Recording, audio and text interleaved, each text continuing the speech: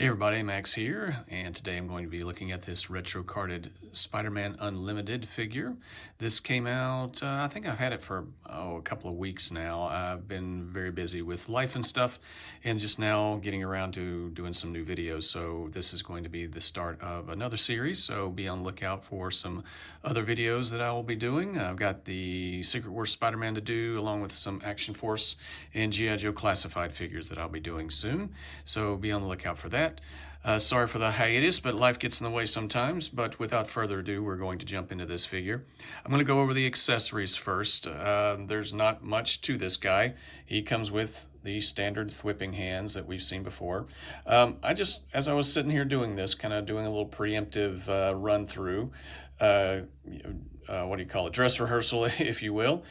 This is the American Sign Language for love, just so you know. I don't know if anybody knew that or not. Maybe it's everybody does, but I just wanted to say something about it. So, hey, Spider-Man, he's showing the love every time he thwips somebody. So he comes with two fists.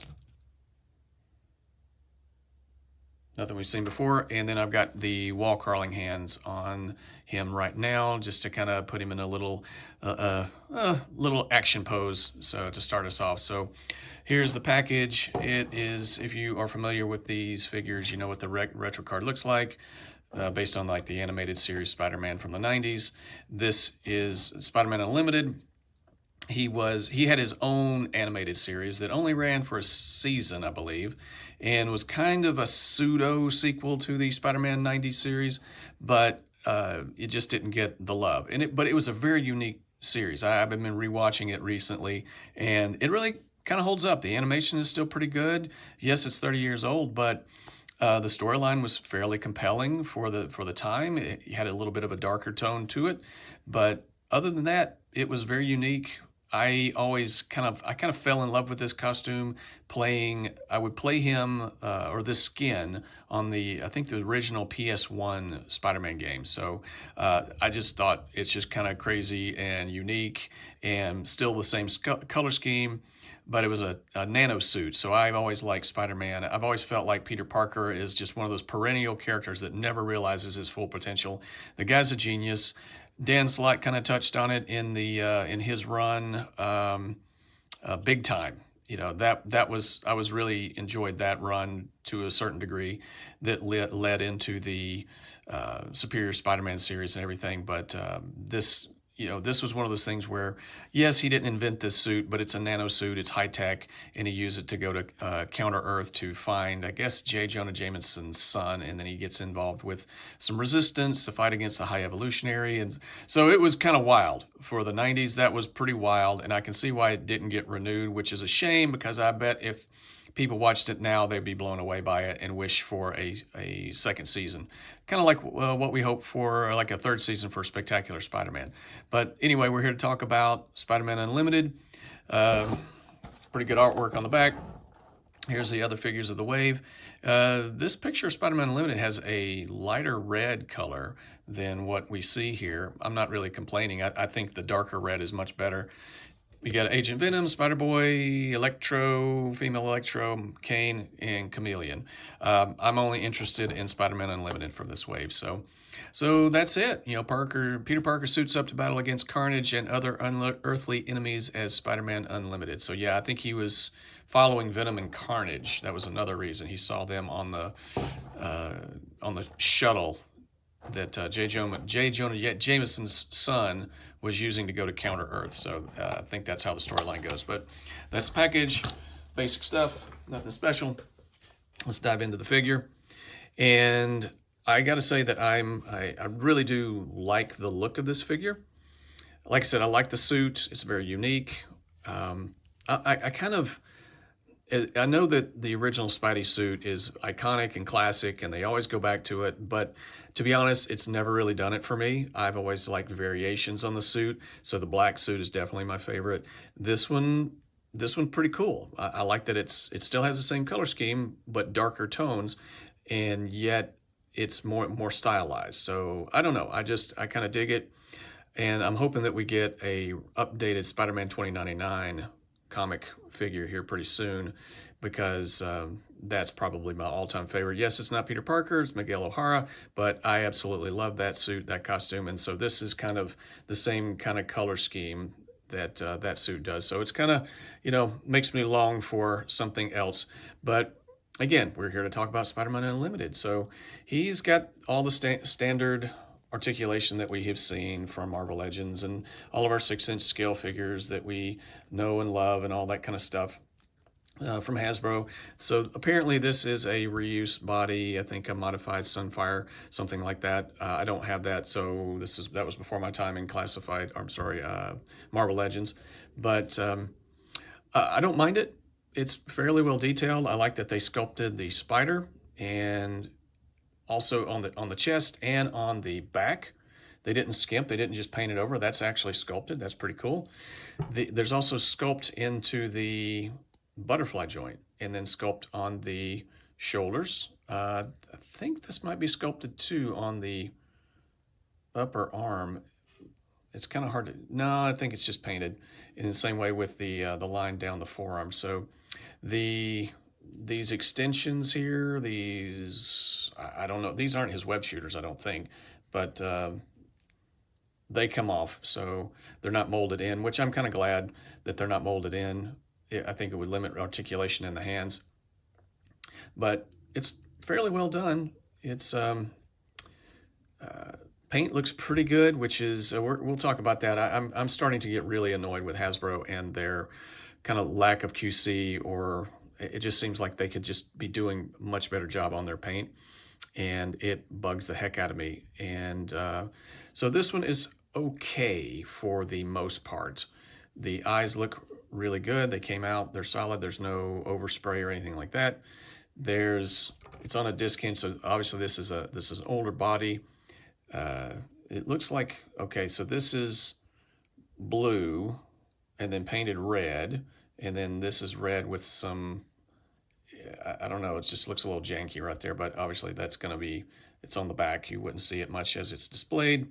There's a little overspray right here. Hopefully you can see it. Yeah. And then a little bit there. But on the whole, when you're just looking at it straight on, the spider symbol looks really good. I am seeing a little bit of, I'm having some problems with this leg here. There's a little, just sometimes the paint just doesn't get into all the crevices, all the nooks and crannies of the figure. And then out of the box, there was a little scratch in the paint. So right there, I don't know if you can see that. Let me see if I can. Yeah, that kind of bugged the heck out of me, but this is much better figure than the first one that I purchased.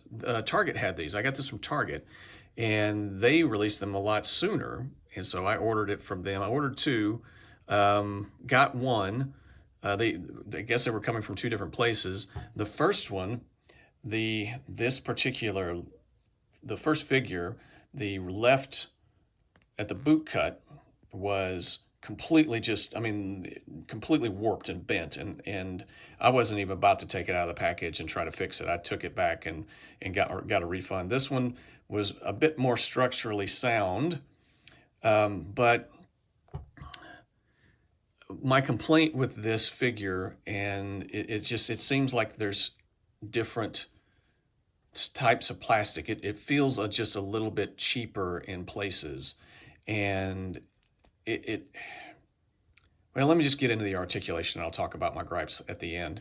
So he looks down that far because he's on a disc hinge, so that's much better than the ball joints that we've been getting. Pretty good range of motion, side to side and all that kind of wonderful stuff. This has a really good butterfly joint, so no need to take it out of the take the arms out and snip those annoying little pegs. He's got a very, very good, probably one of the best butterfly joints I've seen on a Spider-Man figure. So kudos to Hasbro for getting that right. It obviously goes all the way around. The web kind of gets in the way a little bit. Pretty stiff joints, but not too stiff. So, well, as we're doing the articulation, so he gets a T-pose, and pretty good. Bicep joint. Now, I guess I'll just talk about my gripes as I work my way down. This figure feels like it's made out of inconsistent plastic, like different plastics make up different pieces. Now, I know that the torso is always different, but as to my knowledge, the legs and the arms and the butterfly joints and they're all the same, but it feels softer. It feels softer. It particularly, I think the biggest gripe I have is with the bicep swivel, and I hope I can you can see this, but it kind of, when you turn it, it moves back. So there's some tension in there, and I thought it might be the peg on the shoulder, but I don't think it is. I think it's the plastic of the inside the bicep, and which I'd rather have it be softer plastic here than here, because I've twisted off accidentally, completely trying to work the joints a little bit and completely twisted the pegs off. I think my first Iron Fist figure, there was something wrong with the leg, and I just trying to work it loose and didn't realize what I was doing and just twisted it right off. And so I wanted to avoid this guy, doing that to this guy, but there's just a little too much, it's soft. And so it kind of wants to go back. It doesn't stay where you leave it. And that concerns me a bit, annoys me even more. But the joints on the elbows are pretty good. I think the right arm is definitely the worst one than the left, in terms of the bicep swivel and everything. The joints are okay on both arms, so he's got a pretty good range of motion there. Let's see, this one is not too bad. Yeah. But anyway, it's one of those things that just kind of concerns me a little bit, that they're maybe starting to skimp on the quality of the plastic, maybe because they know it's a Spider-Man figure and they know it's going to sell, and so they're cutting corners, yet keeping the price the same. And if that's the case, that really hacks me the heck off as a consumer. And I just want to point it out. Maybe you have this and you're not having any issues. Maybe these things don't bother you. I'm just pointing them out. I do like this glued on attached. It doesn't peg out. I don't want to rip it out, but I'm sure somebody might be able to pop it out at some point if you don't like it. I actually I don't mind this. I mean, this is, it's just white plastic. It's a little flexible. Probably could be a little more flexible, maybe a little thin, but it's got really good sculpted web lines in it. It doesn't, you can't position it or anything like that. You can't, there's no articulation. It just kind of hangs there, but it is what it is. This is the ab crunch, and it's pretty solid. It's, yeah, I mean, he's got this kind of hunchback, like some of these older figures do when, with these older ab crunches. But I got to say that usually if there's going to be something loose, it's going to be in the ab crunch. This is a really solid ab crunch. Probably one of the best ab crunches I've seen on a Marvel Legends figure, as well as a really good waist swivel. And I actually kind of like the waist swivel. I know it kind of breaks up the symmetry of the figure and everything, but I'm okay with it. And it's solid too. There's no wobble or anything to it.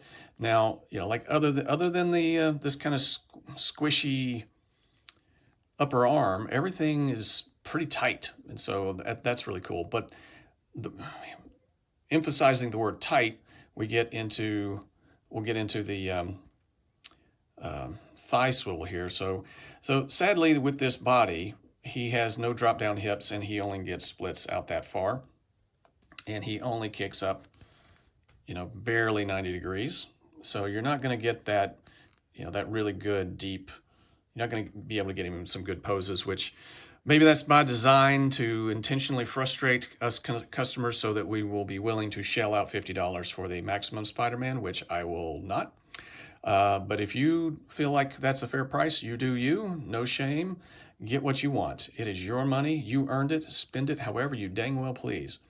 So my second major gripe is how stiff these hips are, and it takes so much effort to move them, particularly the right one. And honestly, maybe I feel like I'm kind of working the hip a little bit better, but the upper leg and uh, the right here at the thigh swivel, moving the leg around, there's just too much gap, like the peg, like there's too much peg there.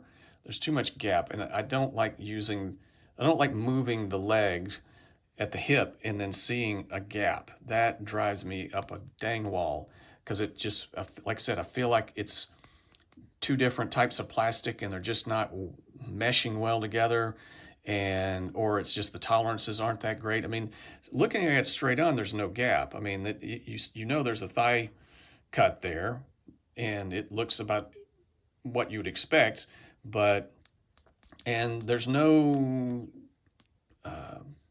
stickiness, it's not spongy or anything. It kind of moves back a little bit. But again, it just makes you think one type of plastic here and another type of plastic here. And that really bothers me. And so I don't know if I'm going to take these legs off and see if I can trim down, get a little more purchase so that they fit a little more flush. I don't really know. Maybe it's just I need to, you can see it right there. My OCD kicks in. And then, yeah, I know that I wouldn't even have to heat this up to get this leg off. I could probably just pop it right off, and that drives me up a wall. So I might, because here in the thigh, I might put a little bit of oil in there, maybe to loosen it up. Maybe that'll help. But again, it just it's not what I want to see from my Marvel Legends figures. So anyway, he's got double jointed pinless knees. They kick back that far, and I showed you the about roughly 90-degree kick. He's got a boot swivel, and I do like the paint. This is all sculpted here.